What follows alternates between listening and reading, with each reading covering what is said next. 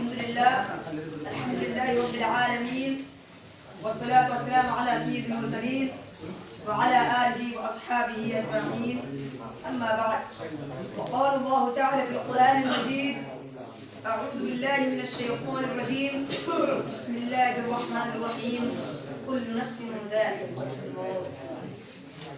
محترم سامعین اکرام، ہمارے سامنے بیٹھے ہوئے عزیز ساتھیوں، آج کے اس انجمن کی صدارت میں آپ لوگوں کے سامنے اس عنوان کے تحت لب کشائی کرنا چاہتا ہوں.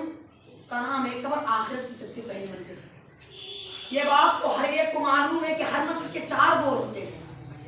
پہلا دور اپنی ماں کے پیٹ میں جہاں نفس بند رہتا ہے اور وہاں تنگی اور 3 اندھیروں کے سوا کچھ نہیں ہوتا. یہ دوسرا دور یہ دنیا ہے جس میں نفس کی نشوونما ہوتی ہے، جس میں وہ خیر و شر کو کماتا ہے. اور یہ دوسرا دور پہلے دور کے بنسبت زیادہ وسیع ہوتا ہے. تیسرا دور قبر یا عالم برزخ ہے. چوتھا دور آخری ٹھکانہ جنت یا جہنم ہے. محترم سامعین اکرام، آج کے اس انجمن میں میرا موضوع ہے تیسرا دور یعنی قبر عالم برزخ. محترم سامعین اکرام، انسان کا سفر آخرت کا آغاز اس کے موت سے ہوتا ہے. پھر موت کے بعد اس کا سب سے پہلی منزل قبر ہے، جس کے تصور سے ہی مومن کے رونگٹے کھڑے ہوتے ہیں. جیسے کہ حضرت عثمان بن عفان رضی اللہ عنہ کے غلام حانی کا بیان ہے کہ عثمان رضی اللہ عنہ جب کسی قبر کے پاس کھڑے ہوتے تو اتنا روتے کہ آپ کی داڑھی مبارک تر جاتی. تو ان سے کہا گیا کہ یا عثمان، آپ کے سامنے جب جنت اور جہنم کا تذکرہ کیا جاتا تو آپ اتنا نہیں روتے جتنا آپ کسی قبر کے پاس کھڑے ہو کر روتے. تو انہوں نے یہ جواب دیا کہ میں نے اللہ کے رسول صلی اللہ علیہ وسلم سے فرماتے ہوئے سنا کہ وہ فرماتے ہیں کہ ان القبر اول منازل الاخرہ فان نجا منه احد فما بعده ايسر منه فان لم ينج منه فما بعده اشد منه. کہ بے شک قبر آخرت کی منزلوں میں سب سے پہلی منزل ہے. جو شخص اس میں نجات پا گیا وہ آگے کی منزلوں میں سب نجات پا جائے گا. محترم صاحب اکرام، بے شک قبر میں میت کو دبوچا جاتا ہے اگرچہ وہ نیک کیوں نہ ہو.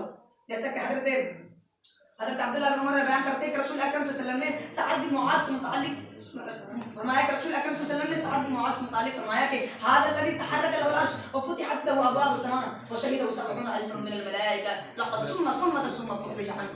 جس کے رحمان کا حرکت پہ آ گیا، جس کے جنازے میں 70,000 فرشتے شریک ہوئے، ان کو بھی قبر میں دبوچا گیا، پھر چھوڑ دیا گیا. جس کے بارے میں حضرت عائشہ رضی اللہ عنہا بیان کرتی کہ رسول اکرم نے فرمایا کہ ان للقبر ضبطۃ لو نجا منها سعد بن معاذ. بے شک قبر میت کو دبوچتی ہے، اگر اس سے کوئی محفوظ رہتا تو سعد بن معاذ ضرور محفوظ رہتے.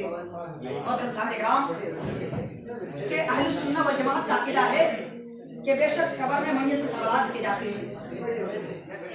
کہ حضرت ابو ہریرہ رضی اللہ عنہ کہ رسول اکرم صلی اللہ علیہ وسلم نے فرمایا کہ جب میت اس کے قبر میں رکھا جاتا ہے تو جب لوگ چلے جاتے ہیں تو اس کے فوراً بعد ہی 2 فرشتے آتے ہیں، ایک منکر ایک نکیر.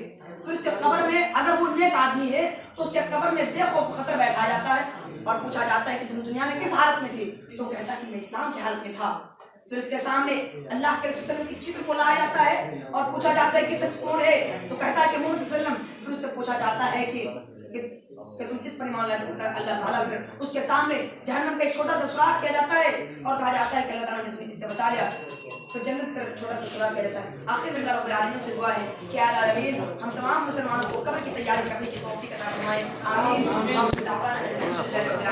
السلام علیکم ورحمۃ اللہ.